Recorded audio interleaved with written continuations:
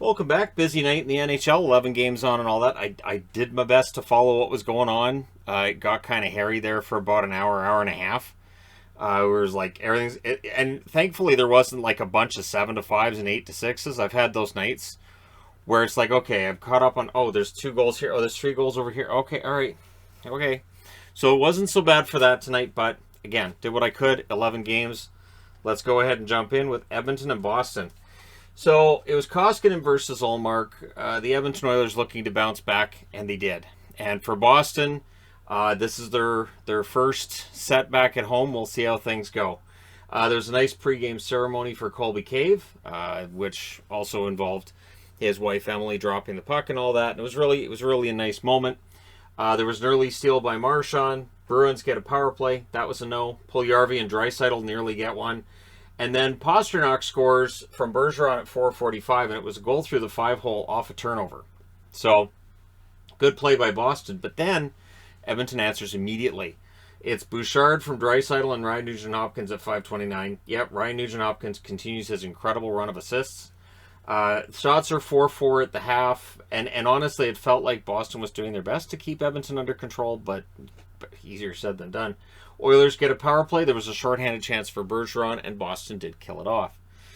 So there's a late power play for Boston. That was a no. McDavid to Nurse, almost a goal there, but we go to the second period tied at 1. Ullmark was sharp early on the Oilers' chances in that second period. Then Marchand scores from Bergeron at 5:06. 20 seconds later, Hyman hits a post, and then at 5:26 puts the puck in the net. McDavid with the assist. So, yeah, it's 2-2. And again, the Oilers answer very quickly. Hall with a chance. There was a shoulder save on that one. Pastrnak slaps one high. Bruins get a power play. That was a no yet again. That was their final one, I do believe. There was a press by the Bruins, but they needed shots. Late in the period, they got one they needed. Carlo scores from Grzelcyk and Bergeron at 17:14.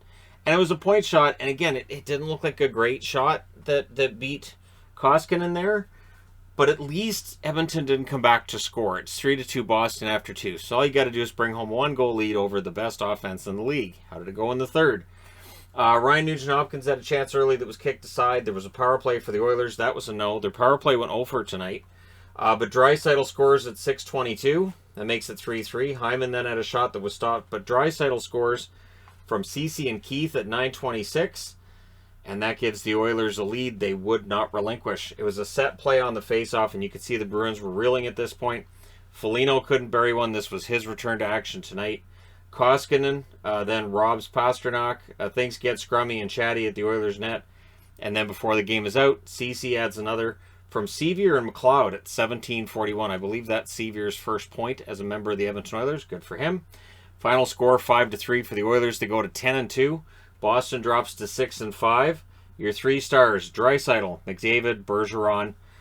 Shots 9-7 Edmonton in the first, 11-7 Boston in the second, 12-11 Edmonton in the third. Final shots 29-28 for the Bruins. Power plays 0-2 for Edmonton, 0-3 for Boston.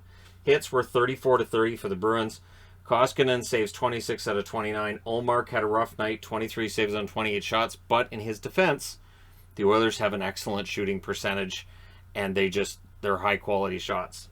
So, yeah, Boston loses that one tonight. We'll see how things advance for them from here. Next up, Calgary. So the Flames go in against Montreal. Calgary with a really good road record. That would get challenged tonight. It was Markstrom versus Allen. Backlund would score early from Lewis and Shillington at 2:02. And coming into today, Calgary 7-0-1 when they score first. So they score first often, and they don't lose when they score first. Till tonight.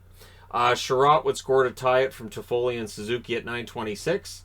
The Habs were pressuring with 4 minutes left, but the puck goes the other way, and Mangiapane scores. Rush, great goal. Monahan and Coleman with the assists at 16:22. The Habs would try to answer. The Flames had a press in the last minute of that period. It's 2-1 Calgary after 1. Second period. Too many Flames on the ice. The Habs get a power play. That was killed off. The shots were 3-2 for Montreal 7 minutes in. Kachuk misses one high. Anderson with a rush. That was defended by Goodbranson. The Habs get a power play. Suzuki couldn't bury one. And then Gallagher scores on that power play from Weidman and Hoffman at 11:24. And they celebrated with a brawl. And that brawl resulted in a 4-on-4 after. So There was a lot of chippiness in this game, and it kind of peaked at that goal, although there was a lot of it after too. So yeah, scrum behind the Flames net after a save. After that was after it went back to 5-on-5. Flames came out of that one with a power play. In the last minute of the period, the Habs had a power play. There was a shorthanded chance for Lindholm on that one. The power play rolls over into the third. The Flames finish off the kill. The Habs then get a power play of their own. And it was a penalty parade in that first half and extended 4-on-4. But then, in one of their shortened power plays, they score it. Suzuki from Hoffman at 12:08. And that gives Montreal the lead. And all the chirpiness, the physicality continues. But the goaltender gets pulled with a minute and a half left. And it's Evans hitting the empty net from Gallagher into Foley at 19:54. So for Montreal, they win a big game tonight, 4-2 over Calgary. Calgary drops to 7-3-3. Montreal's up to 4-10-1. And while that record may not look great, it's better than what it was. 3 stars, Suzuki, Gallagher, and Sherratt. Understandable, all 3 of them are Canadians. Shots were 10 apiece, both in the first and second. Montreal outshoots them 8-6 in the third. Final shots 28-26 for Montreal. Power plays, Calgary had 1, didn't score on it. Montreal went 2 for 5, so a lot of those penalties were Montreal power plays. Hits were 30-29 for Calgary. Markstrom, 24 saves on 27 shots. Allen, 24 saves on 26 shots. And yeah, a pretty good game tonight if you're a Montreal fan. And maybe it's a sign things are ready to start to turn around. At least a little bit, right? That's the hope. Next up, LA and Ottawa. So it was Jonathan Quick versus Gustafsson. This was a goalies duel for sure. LA looking to add to their incredible winning streak. And of course, you can see the score at the top and all that. Early chances for both teams. The Senators press at 3.5 minutes. Brown to Kopitar nearly connects. The shots were 5 apiece at the half, so pretty good defense going on there. Zub exits after a collision. The Kings get a power play. That was a no. Lemieux was irritating the Sens. There's no surprise there. Brendan Lemieux, that's his job. Second period, Batherson with a chance. Quick makes the save there. Stützle to Chabot would not connect. Tim Stützle is getting very frustrated, and it's showing in the games. It's something DJ Smith needs to rein in a little bit, because it's great to see that competitiveness, but if you're beating yourself up over missed opportunities or the puck not going in the net, it can actually make that problem worse.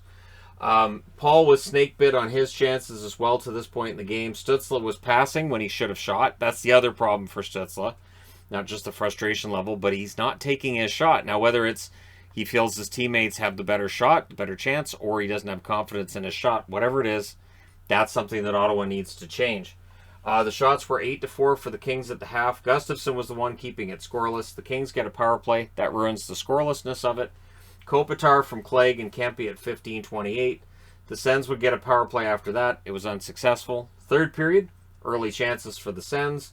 Tkachuk had a shot that was blocked. The next one was saved. And there's a face-off violation call. Gives the Sens a power play. The Kings did kill it off. Brown had a chance up front. This is where Stützle again showing his frustration. And Athanasiou scores from Edler and Danault at 16 minutes and 50 seconds. There's a goalie pull with 2.5 minutes left. Nothing ends up coming out of that. The Kings win 2-0. They win their 7th in a row to go to 8-5-1. Ottawa drops to 3-9-1. It's just getting ugly. Their record now is just as bad as Montreal's. So that's where we're at.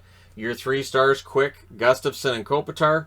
The shots, 11-9 LA in the first, 17-12 LA in the second, 13-8 Ottawa in the third. Final shots, 36-34 for the Kings.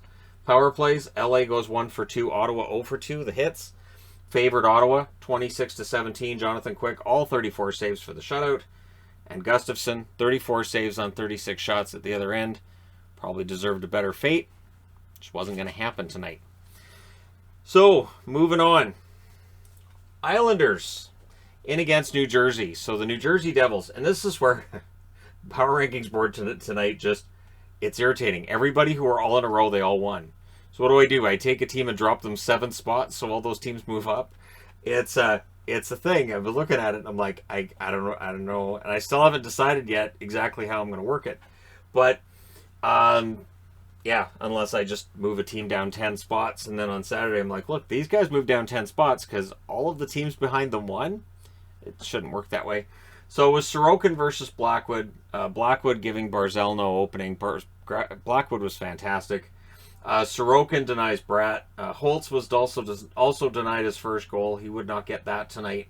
Isles get a power play. During said power play, New Jersey scores shorthanded. It's Kuokkanen from Hischier and Subban at 12-12. And then Blackwood, while they're still shorthanded, makes some more saves and ends that power play. The Islanders had a 2-on-1. Wallstrom was robbed. The Devils get a late power play. Rolls over into the second period. The Islanders would finish off that kill. The Devils had a chance saved by Sorokin. Janssen had a rebound that was stopped. So I'm watching the New Jersey feed tonight, with Danico. They're calling him Janssen. So I'm calling, I don't care. I'm just gonna call him Janssen. Send him to my house. I don't care. So he comes to my house and says, "Stop it, I will stop." He's not coming to my house. So Palmieri had a chance that was saved. The Islanders get a power play. That was a no. The Devils press at 6.5 minutes. The Islanders then had their chance for pressure at 8.5 minutes. The Devils were hemmed in, but between the shot blocking and Blackwood, it just wasn't going in the net. Stretch pass to Hischier was a near miss. Nelson had a wraparound that wouldn't go. We get 2 minutes of 4-on-4 that takes place. The Islanders get a power play after that. That was a no, and there was a power play late for the Devils. That was successful. So if you remember the preview this morning, the Devils' special teams were a problem. Not tonight. The power play goal is Tatar, his first as a member of the New Jersey Devils, from Hamilton and Zacha at 19:10. That makes it 2-0 for New Jersey, and it's a key goal late in the period. Third period, Mercer scores on a 2-on-1 from Janssen at 5:46. So, yeah, Janssen on the board with an assist, and Mercer continues this really strong run. Not saying he's in the Calder race exactly, but I'm not saying he's not either. So, the shots were 7-4 for the Islanders at the half. Bratt fires one wide, the Devils press. Mercer had another 2-on-1 that nearly connected late, and then Hamilton scores from Graves at 16:33. That makes it 4-0 for the New Jersey Devils, which had to feel pretty good. They shut out the Islanders. The Islanders dropped to 5-4-2. They were 2 games away from going home. The Devils go to 7-3-2 with the victory. Your 3 stars are Blackwood, Tatar, and Kuokkanen. Shots 16-10 Islanders in the first, 15-14 New Jersey in the second, 12-9 Islanders in the third. Final shots 42-34 for the Islanders. Power plays, the Islanders go 0 for 3. New Jersey goes 1 for 2. Your hits 24-16 for the Islanders. Sorokin saves 30 out of 34 at one end, and Blackwood saves all 42 shots for his first shutout of the year. That being said, I need to change boards. All right, and next up is Florida in against Pittsburgh. So for Florida, I don't know, is it alarming? Is it not? Is this just a matter of a goaltender playing really well and it was a good game for them, but they didn't quite get the victory? So it's Bobrovsky versus Jari. The shots are 3-1 for the Panthers at 4 minutes. They get a power play, but the Penguins wouldn't let them set up, killed it off.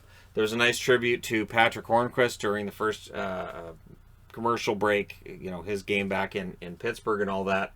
And then Blueger scores from Letang and Matheson at 13:37. So that's Blueger's first goal in a while. Good to see him get on the scoreboard. Carter and Gensel then got chances, but Florida ties it. It's Vetrano from Lundell and Reinhardt at 16:55. The Penguins get a late power play. Rust couldn't bury one during that. So we go to the second period. Panthers get a power play. That was a no. After that's killed off, the Penguins get their turn on the power play. Gensel with a shot that was blocked. There was a 5-on-3.5 during that power play because Lindell was without a stick. Kapanen had a shot blocked, but Florida does kill it off. However, late in the period, Evan Rodriguez scores from Zucker and Marino at 17:53 to restore the lead for Pittsburgh. And it was a nice breakaway goal for Evan Rodriguez. Then with 15.5 seconds left, the Panthers get a power play. That rolls over into the third. Started the third period, the Penguins finished the kill. Forsling's stick died on a shot. May it rest in peace. But then Barkov scores from Verhaeghe and Weegar at 2 minutes and 30 seconds to tie it up. The Penguins could get a power play. The Panthers scored, but they reviewed it and go, nope. So that comes off the board. And the Penguins press with a minute and a half left, but we end up going to overtime. Because of course. So in overtime, the Panthers controlled early. Lundell got sandwiched there by a couple of Penguins. Matheson with a break. Barkov defended that though, didn't let it go very far. Blueger had a chance that was broken up. Carter can't bury one during the overtime. Gensel collides with Bobrovsky. That didn't make people happy. And with 1:31 left, due to that collision with Bobrovsky, it's a power play for the Panthers. And the post is as close as they would get. They got a post during that power play. Couldn't score. We go to a shootout. Your shootout winner, Jeff Carter for the Pittsburgh Penguins. They win this one 3-2 in a shootout. The Penguins go to 5-3-4. Florida drops to 10-2-2. So it's an alarming trend for Florida. It continues, and we'll see when they get themselves out of this. Your 3 stars are Jari, Rodriguez, and Barkov. The shots 13-12 Pittsburgh in the first, 10-6 Florida in the second, 14-10 for Florida in the third. In the overtime, both teams had 2 shots. Final shots 38-31 for Florida. Florida goes 0 for 4 on the power play. Pittsburgh goes 0 for 3. Your hits 31-28 Pittsburgh. Bobrovsky saves 29 out of 31, and Jari saves 36 out of 38. Both goalies were really good, and in the end, the game went all the way to a shootout. So not bad, but still, if you're Florida, you have to be somewhat worried. This is the 3rd straight game without a victory now. All right, Detroit at home against Washington. And there's been a lot of talk in the comments about respecting Detroit. I will say this, I thought Detroit played well, but Washington really wanted this one. Washington came into this one on a little bit of a skid, and so they wanted to make sure they got this. And it was Fucale versus Greiss. So Zach Fucale, age 26, finally makes his debut in the NHL. Better late than never. The Wings press at 2.5 minutes. In fact, 5 minutes into this game, the shots are 6-1 for Detroit. They came out really fast and furious on this one. Leddy had a chance that was saved. Fucale was busy early, and the Caps were pretty flat in that first half. Zach Fucale is the one keeping this scoreless. There's a stretch pass to Ernie that nearly connects, but the first goal is Washington's. Orlov from Kuznetsov and Ovechkin at 12:43. That's Ovechkin's 601st assist. We always talk about his goals, but he's good at passing the puck too. He's got plenty of assists. And after a good shift, it was a screenshot, and yeah, Washington earned that goal. And then Eller scores from Jensen at 12:53. So in 10 seconds, the good start the Wings had, those 6 of the first 7 shots, it's done. The momentum had shifted. Protas had a chance that was stopped. The Kings, or the Caps, I should say, are leading in shots now. Remember, they were down 6-1 in shots. There was a late power play for the Wings. That turned the shots back into their favor. When we go into the second period, the Caps finished off the kill. Wings get another power play. Strong penalty kill by the Caps. That's killed off. The Caps were physical against the Wings forwards. Really, chucking them around and not giving them any room. The Wings blast a puck into the crowd. And you could see, like, Ovechkin was upset by that. So it did look like it struck a fan. I didn't see if that fan had to leave or what happened there, but hopefully that fan's okay. Because, yeah, it's not usually a slapper that goes over the glass like that. But, yeah, that was not great. So that means 5-on-3 for 1 minute and 49 seconds. So, yeah, the Caps get a 5-on-3. Greiss, lots of saves. Suter then couldn't bury one at the other end. They did kill off that 5-on-3. The Caps get another power play. That also unsuccessful. So the Caps power play tonight was not fantastic. Neither was the Wings, though. They get a turn on the power play. They end up with a 5-on-3 for over 1 minute. McMichael gets a break out of the box and almost gets one. And the Wings had 4 power plays tonight. They didn't have a shot on any of those power plays. So that's a problem. Third period. Caps get a power play. That was a no as well. The shots were 6-2 for the Wings with 9 minutes left, and that was the end of their shots. There was a press by the Caps with 4.5 minutes left. The Wings did press the other way, but yeah, they're not getting shots. Goalie pull with 2 minutes and 20 seconds left, but in the end, they don't get shots out of that either. They drop to 7-6-2. The Caps go to 7-2-4 with a 2-0 victory over the Detroit Red Wings. Fucale is your first star. First game, first shutout. That's fantastic. First goalie to get a shutout in his first game since Garrett Sparks. So there's some trivia for you.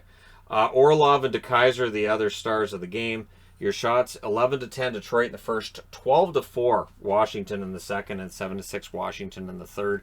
The final shots 29-21 for the Caps. Both power plays go 0 for 4. The hits were 17-11 in favor of the Capitals, so they outshot him and out-hit him. Fucale saves all 21 shots for the shutout. Greiss, 27 saves on 29 shots at the other end of the ice. Played well, but when your team doesn't get goals, it kind of feels like it's all for naught, doesn't it? Okay, Nashville and St. Louis. This was a fun game. I'm glad that this rivalry is back. So it's Riddick versus Binnington.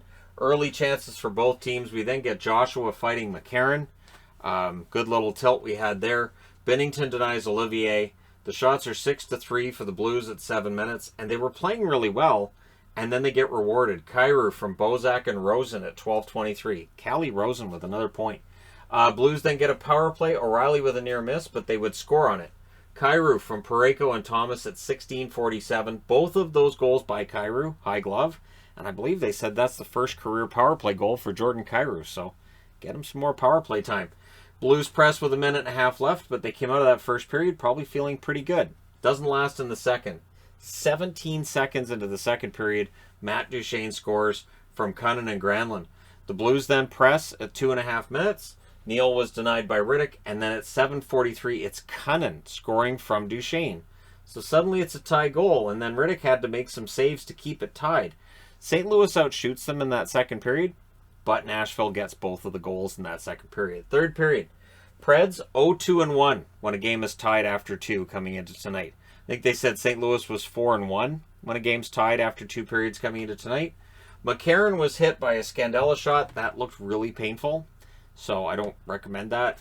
There are times where I'll see a guy block a shot and I think, the goalie would have had that. Man. Anyways, goalie's got all these pads on and you don't. Bozak negates an icing. The Blues would press, but Trennan scores from Olivier and Granlund at 4:01. So suddenly it's 3-2 in favor of Nashville. Preds tried to add another. Net drive by the Blues wouldn't go. And then Tarasenko ties it from Thomas and Falk at 8:13. Great goal. Question was whether or not it was onside. It was. They didn't even challenge it. And Tarasenko, I think they said that's his 5th goal, and he only had 4 all of last year. Yeah, Tarasenko's playing well again, so that's great news for St. Louis fans, right? Preds would try to answer. Buchnevich steals one. Cunnin breaks it up. Parayko couldn't bury a bouncer late in the game, and in the last minute, both Duchene and Cunnin had chances that were turned aside by Binnington. So we go to overtime. Blues control on the face-off. Tarasenko had a shot that was saved. Blues control on the next face-off. A Buchnevich shot is saved. And then at 2:01, Duchene scores on the one shot that Nashville had in the overtime from Granlund and Jeannot. So it's a 4-3 overtime win. Nashville goes to 8-5-1 with that victory. They drop St. Louis to 8-2-2. They gain a point. They're only 1 point now behind St. Louis in that division. And they helped out Winnipeg, though I'm sure that wasn't their plan. But the 3 stars are Cunnin, Duchene, and Kyrou. Your shots, 12-9 St. Louis in the first, 12-8 St. Louis in the second, 10-9 St. Louis in the third, and they outshot them in overtime 2-1. Final shots, 36-27 for St. Louis. Power plays, Nashville didn't have any. St. Louis scored on the only one they had. Hits, 29-26 in favor of the Nashville Predators.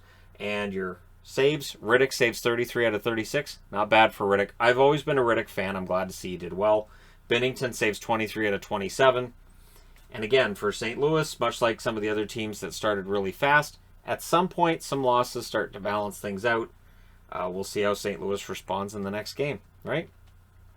All right, next up, Winnipeg. So Winnipeg at home against San Jose. San Jose was a team that lost all their players going into the last game they had against Winnipeg. They're going to get them all back for their next game. I believe it's against Colorado, right? In Colorado.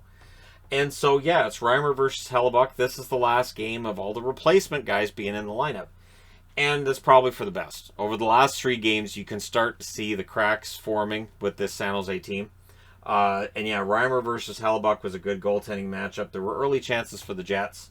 Vesalainen hits a post early on there. The Sharks needed to watch the turnovers. You could see right away that you can't be handing the puck off to a team that's got guys like Ehlers, Connor, Scheifele, Wheeler. You can't. Dubois with a net drive wouldn't go. And then Cogliano scores from Burns at 6:28 on a turnover. So it was a very opportunistic goal by San Jose, and they're up 1-0. And it silenced the crowd pretty good there. Sharks with the strong first half. However, the second half of the period happens as well. Connor would score during that from Dubois and Svechnikov at 11:38. Evgeny Svechnikov on the board again. Svechnikov's having a good run with the Winnipeg Jets. He did need a change of scenery. Jets go for the lead. They end up getting the power play. They don't score on it. Last minute, we get a chance for Connor as well. So we go to the second with it tied at 1. Dylan was chirping his former team. And we'll see how much of that was just, you know, in jest. Although this is their last meeting, right? The third and final meeting between these teams. Jets press at 5 minutes. There was a post for Rudolph's Balsers. Wheeler with a rush. Sharks get a delay of game call. Sharks killed it off and only allowed one shot to Winnipeg. But the Jets go back to the power play. They don't score on this one. However, Schmidt would score to put the Jets up. That's his first goal as a member of the Winnipeg Jets. From Morrissey and Wheeler at 14-11. Jets then try to add another, and they do in the final minute of the period. These ones are tough. Harkins from Lowry and Kopp at 19-16. Those goals in the last minute of a period, it's a tough one. That last minute of a period and the first minute of a period are the times where it's really tough to allow that goal. In the third period, first minute, Jets power play. Reimer was saving it to keep it at 3-1 at this point. Kopp's net drive was saved. That's killed off. Dubois had a chance that wouldn't go. The Sharks had a 3-on-1. Also nothing happening there. The Jets with a 2-on-1 that was broken up by Ryan Merkley, who might have earned himself some more games with the Jets even when everybody comes back. Weatherby and Kopp were unfriendly in this as well. Goaltender gets pulled with 2 minutes left. Couture had a shot that was saved. The Sharks were cycling it pretty well, but again, when you're cycling the puck, you're not getting those shots. And then Dubois hits the empty net from Kopp and Ehlers at 19-27. So the Jets win this 4-1. They go to 7-3-3. San Jose drops to 7-5-1. Your 3 stars are Dubois, Connor, and Schmidt. The shots, 10 apiece in the first, 13-8 Winnipeg in the second, 11-9 Winnipeg in the third. Final shots, 34-27 for the Jets. Power plays, San Jose didn't have any, so no point in even talking about it. Winnipeg 0 for 3. Hits, 28-19 for Winnipeg. Reimer saves 30 out of 33. Hellebuck saves 26 out of 27. Excellent game for Hellebuck. Pretty strong game for the Jets. And this is one of the best wins I've seen the Jets get in a while. So we'll see if they can keep it up. And now I have to change boards. So we've got Minnesota and Vegas. Oh, right. You want me to talk about this? So this is where it's different. I'm sure there are people watching this score tonight going, man, Shannon must be so upset with the Canucks tonight. Nope. You know what? I honestly, I look at a score like this and I say good. I say good because I think the team has some issues, has some definite setbacks. And if you're losing games 3-2, 4-3, and there's overtime, and fans can point and go, see that penalty? If they had called one right there, if they hadn't called that one, we probably win. So we'll just take it as a win. And coming out of that Anaheim game, when we're hearing basically, well, we're taking this as you know, being a really good result, I thought, no, like, for the Canucks to really make changes, they have to be like this. There has to be games where there is no excuse. There is no excuse coming out of it. There will be. I'm sure people will just blame Hamonic. They'll be like, if Hamonic was on the trip. Okay. So it was Demko versus Kemper. Demko would not finish the game because eventually the mercy pull has to happen. I don't care how many days off they have before their next game. Avs get an early power play, and they score on it. It's Nichushkin from Kadri and Newhook at 3:18. That is 12 of 14 games for the Canucks now where they've allowed the first goal. Let that sink in. Twice in 14 games, they've had the first goal. They've been fighting from behind way too often. Canucks get a power play. It's unsuccessful. Landeskog then scores from Makar and Rantanen at 7:34. And the shots were 6-0 for the Avs at the half. So not even a shot to write home about from the Vancouver Canucks on the power play. Rantanen would then score from Byram at 11 minutes and 10 seconds. Byram took an elbow to the head as well and apparently didn't return. There was one shot for Vancouver with 4 minutes and 20 seconds left. And yeah, it's 3-0 Colorado. Second period, the Canucks press at 4.5 minutes. Pettersson fires one wide. It was a better start for the Canucks. However, second half of the period, O'Connor scores from Girard and Taves at 11:05, and this is where they were talking about Byram, and he's not coming back. Canucks end up getting a power play. What happens on the power play? Not a power play goal, a shorthanded goal. Helm from O'Connor at 16:32. The special teams are killing them. And then Taves scores from Girard with 6 seconds left in the period. One of those last-minute goals. 19:54. Third period, early, the Canucks break the shutout. Highlight of the night, Höglander from Miller, and Bailey had a rush chance that was saved. The shots are 6-4 for the Canucks at the half. The Avs get a power play, though, and it's a 5-minuter. Pullman was out. It was a match penalty. You guys can decide whether or not he's going to get suspended. Let me know your thoughts. Maybe I'll put up a poll tonight. I don't know. Maybe. It sounded like Shorthouse was saying, yeah, he'll get suspended, and John Garrett was saying, no, he won't. I don't know. I don't know that it matters. During the 5-minute power play, the Avs score once. Confer from Rantanen and Makar at 11:49. The Avs would take a penalty before it was over to make it 4-on-4, and then the Canucks had a short power play. It doesn't matter. Your final score is 7-1 for Colorado. 7. They go to 5-5-1. It's a huge bounce back for them, right? For Vancouver, 5-7-2. So while I was having some debate internally about how I'm going to handle so many of the teams in the second and third row winning on the same night, the Canucks, no debate. They drop a bit in the power rankings. Their puck is going to show up really early in the power rankings this coming week, because they only have one game left between now and the power rankings. So it's not, unless they win like 11-0, and even then, this. Anyways, your 3 stars are O'Connor. So nice to see him in the 3 stars. Taves and Rantanen. Shots were 12-3 Colorado in the first, 14-10 Colorado in the second, 9 apiece in the third. Final shots 35-22 for Colorado. Power plays Vancouver 0-3. Colorado 2-3. Vancouver came into tonight with a penalty kill of what, 67%. It dropped tonight. I think it was 65. It doesn't matter. It dropped. Their penalty kill is just as lethal against them as the power play is in favor of the Oilers. So there's that. Hits 21-17 for Vancouver, so they won there. Demko 20 saves on 26 shots. Halak goes in the third. He saves 8 out of 9. Kemper saved 21 out of 22. And when your team puts up 6 in the first 2 periods, it's an easy night. You can be nice and relaxed with your saves. One of the best laughers Kemper's had as a member of the Avs. He's got to be pretty happy about that. And yeah, the Avs turned it around. Okay, Minnesota goes in against Vegas tonight. Minnesota did not have a good start, or Vegas had a great start. It depends on how you look at it. So it was Talbot versus Brossoit. Early chances for Vegas. The shots were 4-1 in their favor at 5 minutes. And then Cotter, he scores from Haig and Ron Bjerg at 6:08. I want Cotter to get sent down to the AHL, so they bring him back, and I can say, welcome back, Cotter, in a video. That is my dream.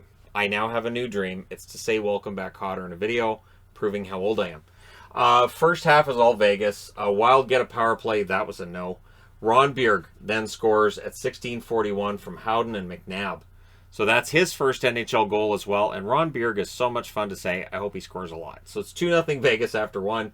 Second period, Fiala had an early chance that was saved. Vegas with a 2-on-1. Merrill defends that. Vegas then gets a power play. That was a no as well. Vegas's power play doesn't get on the board tonight. Doesn't really make a difference. Wild get a power play. Their power play was not good tonight. Kaprizov tips one wide. We had a shorthanded chance for Stevenson that was saved. And then the Wild got a 5-on-3 for 1 minute and 39 seconds. Fiala hits the outside of the net. Eriksson Ek can't bury one. Talbot misplay almost caused a shorthanded goal. So, whoops. But that's all killed off. Foligno then had a chance on a backhand that was saved, and with 7 seconds left, that last minute of the period, Marchessault from Smith makes it 3-0. It was a nice 2-on-1. No chance for Cam Talbot on that one. Third period. Both teams get early chances. Minnesota scores on theirs. It's Spurgeon with his third of the season from Kaprizov and Goudreau at a 1:20. Vegas' fourth line tries to answer. The Wild get a power play. That was a no. Gets 2 shots. Kolasar had a break. Talbot makes some saves there. The Wild went 7+ minutes, about 8 minutes between shots. And then Hartman scores to make it 3-2 from Merrill and Kulikov at 13:35. The Wild call a timeout with 2:14 left. They would pull the goalie. Roy tried to hit the empty net and missed. And then Vegas takes a penalty. So that's where that empty net miss looks large, right? Now it's a 6-on-4. But Minnesota had trouble setting up. Again, their power play tonight wasn't good. Vegas wins this. They go 2 games above 500 at 8-6. That's the first time they've been 2 games above 500 this season. Minnesota drops to 9-4. Tough loss for them. Your 3 stars, Ron Bjerg, Cotter, and Brossoit. Again, send them down and bring them back. And I can say it. Shots, 16-5 Vegas in the first, 14-9 Minnesota in the second, 10-5 Vegas in the third. Final shots, 35-24 in favor of Vegas. Power plays, Minnesota 0 for 6, Vegas 0 for 2. Hits were 29-23 in favor of Minnesota. Talbot, 32 saves on 35 shots. Brossoit, 22 saves on 24 shots. So yeah, Minnesota, better luck next time. All right, last up, to end things off, Anaheim and Seattle. The game with all the goals in it, right? Well, I mean, this had a lot of goals in it too, but both teams were able to score in this one. Not so much in that one. One goal is Gibson versus Grubauer. Seattle had outshot their opponents in their last 8 games, so they had a bold strategy tonight. Don't get shots. Through the first 2 periods, that seemed to be the plan. The problem is that Comtois has a blast that's saved, and then McTavish buries it from Lundestrom and Comtois at 4:42. Then Troy Terry almost makes it 2-0. The Kraken would press at 7.5 minutes. The Ducks clear out. But that first period, the Ducks played very well and outshot Seattle badly. So I understand that losing some games where you outshoot the other team, I think they overcorrected. Second period, Anaheim was outshooting and out-hitting. They pointed that out. That would be the storyline throughout the game. They outshot and out-hit Seattle. It just felt like Anaheim wanted it a little more. Donskoy couldn't bury one, which is the storyline this year. He has yet to get a goal since joining Seattle. Comtois versus Lauzon was a battle. The Ducks get a power play. Then we get a minute and 27 of 4-on-4. And during that 4-on-4, Anaheim gets a goal. It's Troy Terry from Drysdale at 3:12. Troy Terry is now on a 13-game point streak. 17 points at that stage in those games. He got more points before the game was over. So Troy Terry continues this amazing run he's been on for the Ducks. Schwartz would answer, though, from Eberle and Dunn at 3:46. So it's 32 seconds later, or 34 seconds later, that they answer. So Seattle, to their credit, answered. It's just when you're already behind by 2, you're playing catch-up, and that would be the storyline tonight. There was a brief Seattle power play. Shattenkirk was denied when Anaheim had a chance there. Getzlaf was denied as well, but then Mahura's not. He scores his first from Grant at 6:36, and it's right off the face-off. So excellent goal by Mahura. Then Lauzon had to fight Manson. So Lauzon throws a hit. The Ducks don't like it. He had to fight twice over it. Now, coming out of that fight, it may have fired up Seattle because McCann scores from Donato at 7 minutes and 50 seconds. McCann then exited. He would come back into the game. I wasn't sure what happened. They even showed some of the play, and I was like, I don't see what would have caused him to have to leave. Unless it was an equipment thing, which happens. But then Shattenkirk scores from Terry and Getzlaf at 15:46. So there's Troy Terry on the board again. Shattenkirk not denied like he was earlier in the period. And Anaheim just scoring and scoring and scoring. Well, Anaheim fans are going to be watching this and saying, I don't know who these Ducks are. This is not the Ducks of the last couple of years. That's what I'm trying to say. Third period, Carrick had a turnover chance. He fired high. Donato had a shot that misses wide. But then Eberle scores, so he remains red hot. From Wenberg and Schwartz at 3:57. It was a nice 2-on-1 where they scored there. Wenberg nearly ties it. Seagrass then hits a post on a breakaway. And then it's Lindholm from Henrique at 9:26. And it was a screenshot. May have been deflected. That goal may change from Lindholm. Not overly concerned if it did. But yeah, it was a goal that just, it finds its way through. McCann would score again for Seattle, though, from Donato at 10:26. And so that makes it a 1-goal game. Giordano misses one wide. Schwartz with the rush. His chance was defended. We get a press by the Kraken with 4 minutes left. Eberle with a net drive that was saved. Some more chances at the net for Seattle. They did pull the goalie with 2:50 left, which allowed the empty netters to flow. First, it's Carrick from Getzlaf and Manson at 17:21. So Carrick is rewarded for what was a very good game for him. And then Troy Terry hits the empty net as well at 19:39. So your final score is 7-4 for Anaheim. They go to 8-4-3. The Kraken drop to 4-9-1. Seattle is not making the playoffs. It's not going to happen. So we'll see how long it is before Ron Francis decides, oh, we might be able to move a couple extra guys here. Your 3 stars, I was surprised to see McCann as the first star. Terry should have been the first star, but it's McCann, Terry, and Getzlaf. The shots were 14-4 Anaheim in the first, 11-7 Anaheim in the second. Seattle wakes up in the third, outshot them 14-9, but again, couldn't outscore them in that period either. Final shots 34-25 for Anaheim. Power plays, both teams go 0 for 1. Hits 26-20 in favor of Anaheim. Gibson saves 21 out of 25 shots. Grubauer 27 saves on 32 shots, and it's something I've been saying with Seattle games. They're not getting the big saves from their goalies. They're not getting these fantastic highlight reel saves. And for an expansion team, those are so important. If an expansion team's going to win some games that maybe they shouldn't and beat some really good opponents, you need those big saves, and they're just not getting them. And the other part, too, is that it's not like Gibson was world-beating tonight either. This was a night where Gibson looked maybe a little more vulnerable, and they just couldn't get it done. So we'll see how far this goes. But remember, we were debating about the big battle between Seattle and Vancouver and which city be better. Right now, it doesn't matter. But hey, let me know your thoughts in the comment section below as always. Don't forget to hit like and subscribe if you're browsing your way through. You just happened upon this video. Thank you guys so much for watching, for all your support. I will talk to you again soon.